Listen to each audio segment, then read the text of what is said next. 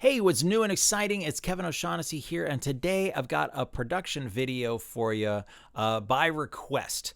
A while back, I did a video giving a demonstration on how you can adjust your conductor track or your click track to follow your musician's performance rather than editing the performance to follow a strict click track. And this video is going to be a more detailed discussion about how I went about to create that conductor track. So I'm in DP or Digital Performer 7.24. I know they're up to DP 10 now, but I'm pretty sure this procedure has not changed in the versions moving from 7 to 10.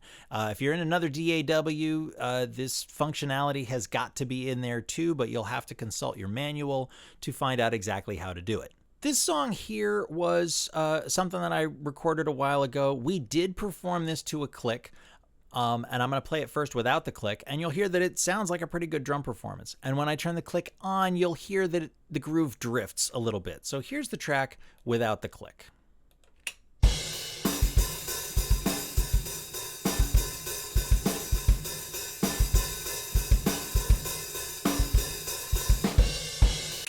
Right, pretty good. You might be able to hear some of the tempo fluctuations in there moving from beat to beat, but by and large, it doesn't sound bad. And if the rest of the band were performing with energy and enthusiasm, you know, following those tempo fluctuations, I doubt the average listener would really notice it. But if I turn on the click, it might be a little bit more obvious that the tempo's drifting a little bit.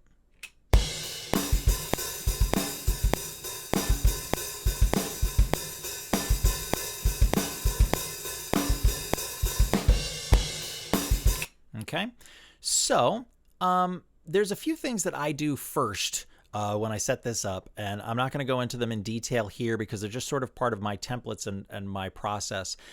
So if you have questions on it, you'll probably find the information in the manual for your DAW, or feel free to hit me up in the comments and I will do another video specifically on that. But in my conductor track, first of all, I set up a 0 measure. Okay, this is a measure's worth of leader that I put into all of my projects, so that I definitely make sure, particularly on the downbeat, that I don't cut off anything when I'm tracking or doing any of that kind of stuff. So I always have a 0 measure in there. I always insert the tempo, even though when you open up a new project, your DAW is going to default to 4/4, and this song is 4/4.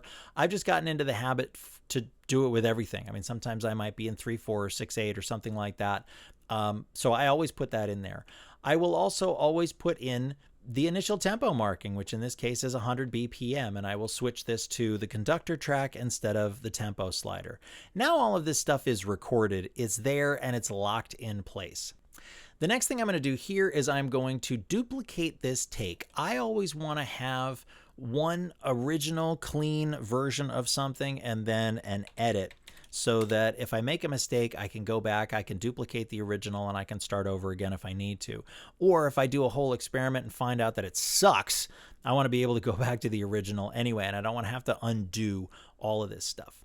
So that's how I handle the conductor track to get started with this. The next thing I've also done is I've grouped my drum tracks together. So you'll see here in the selection window, if I click on the kick drum track, the whole thing goes away, which means everything that I do on all 13, or anything that I do on one of these tracks, excuse me, is going to be recorded on all 13 of these drum tracks. And I'm going to do the same thing. I'm going to duplicate this take so that I have an edit take.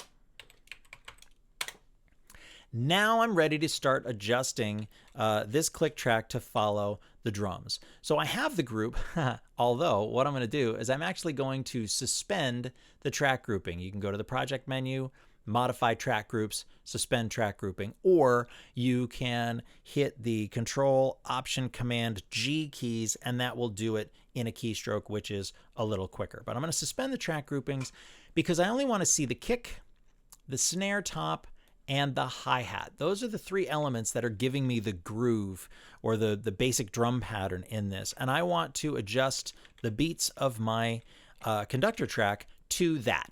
All right, so here we go. I'm going to go up to Project, Modify Conductor Track, Adjust Beats.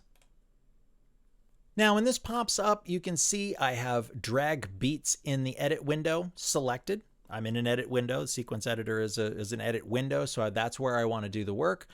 I can adjust it by either measures, which is going to give me a very broad adjustment. I can do it by beats, which is a little finer, or a fixed duration where I can specify what note value I want to adjust this by. I'm going to do it by the eighth note. It's basically an eighth note groove with some 16th notes, excuse me, in the kick drum, but it's basically an eighth note groove. So I'm gonna keep that in there. I want to move one beat at a time because I know this is going to fluctuate. Although I could move all of the following beats by the same amount, or I can apply the adjusted beats tempo until the end of the sequence. So you've got some options there. I want to preserve the real-time performance, so that's selected, and I want to snap this to either notes, which they're talking about MIDI events in that case, or audio beats, which is what DP calls the transients in the various audio files. Now, one thing you need to know, there's actually two things you need to know. The first one is this window needs to stay open, otherwise you have exited the function. It does not need to be in front, but it needs to be open. So I'm going to click back here to the sequence window. You can see the adjust beats window is in the background. And I also need to have this snap to beats function turned on. If I don't have that turned on, then nothing that I do in here is actually going to snap to the beats. All right, so I'm going to turn that on. If I zoom in on this, if you don't really know DP very well, these bluish gray lines at the start of these waveforms and sometimes in the middle, that's DP's analysis of the start of the transient. That's what it's calling beats. So context is really important. You have beats in the conductor track, which are the beats of your measures, 1, 2, 3, 4, and so on. But you also have beats in your audio files, in your sound bites, that are the starts of the transients. And so that's why I have this little box selected. You'll notice that my icon changes from an arrow to this sort of black cross with a blue arrow on the bottom. That's the adjust beats icon, and that's the one I want. So all I'm going to do, now that I have all of this stuff set up, is I'm basically going to click on the part of the beat, the beat within the soundbite that I want the conductor track to follow. So I might I'll do the kick drum here. I might come down to the hi-hat to get the eighth note, the snare drum for the backbeat. I might do the kick drum again here. That's going to be on an eighth note. If in this case, the DP seems to have missed where this beat belongs, which is going to be more here. If I hold down the Apple key, I can bypass the snap function, and I can simply I can move the beat man. I can move the cursor manually. It's got a nice slide function here, so I can do that.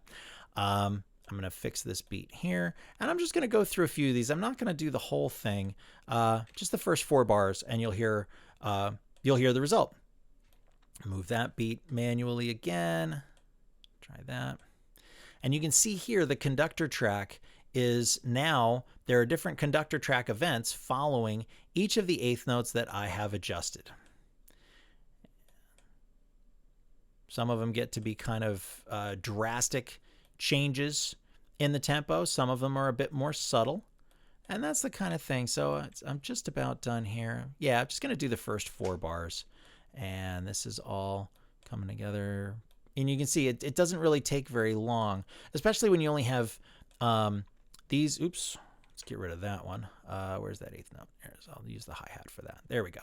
And you can see, like, especially since I've only got these 3 tracks, right? These are the only ones. I don't need to be looking through. If I had to go through, all 13 of these drum tracks, then that would be a little hairier. It'd be a little bit more time consuming to get that to be able to follow these and find all of these beats and all that kind of stuff. But this is, yeah, it's pretty cool. That takes us into the 5th measure here, and that's fine. So now if I go back and I play the track, you'll find that the conductor track follows the drum performance precisely.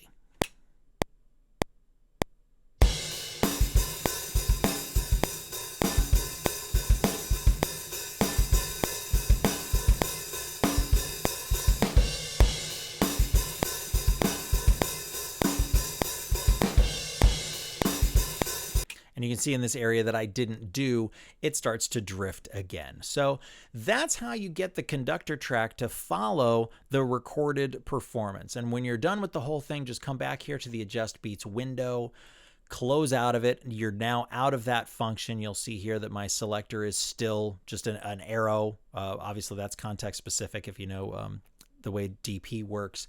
And you can do that through a whole song. It's only going to take a few minutes. You save it and you are good to go. So I hope you found that useful. If you did, like the video and let me know. If you have any questions, hit me up in the comments below. Make sure to subscribe for more videos like this if you haven't done so already, and adjust your notifications to taste. In the meantime, I am Kevin O'Shaughnessy. I will see you in the next video.